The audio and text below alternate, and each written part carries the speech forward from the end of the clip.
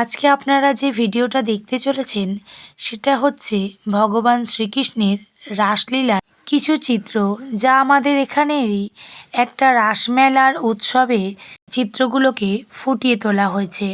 তো আসুন, ভিডিওটা আপনাদের সবাইয়ের ভালো লাগবে। আর এই ভিডিওর মধ্যেই আমি আপনাদেরকে বলবো কিছু রাসলীলার তথ্য, যেমন রাস কথাটির অর্থ কী, রাসলীলার বিষয়বস্তু কী, সেটা আমি আপনাদেরকে আজকে বলবো।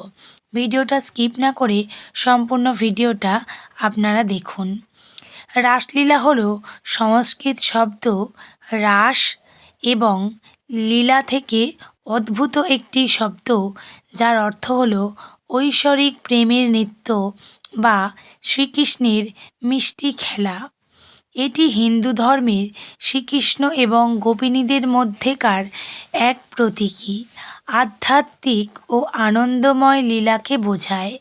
এই লীলা সাধারণত কার্তিক মাসের পূর্ণিমা রাতে অনুষ্ঠিত হয়, যেখানে গোপীরা শ্রীকৃষ্ণের বংশীধ্বনিতে মুগ্ধ হয়ে বৃন্দাবনে তার সঙ্গে নৃত্য ও লীলায় মগ্ন হন।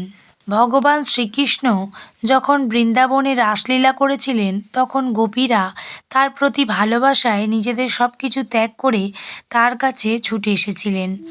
রাসলীলা স্মরণে রাস পূর্ণিমা ও রাস উৎসব পালিত হয়।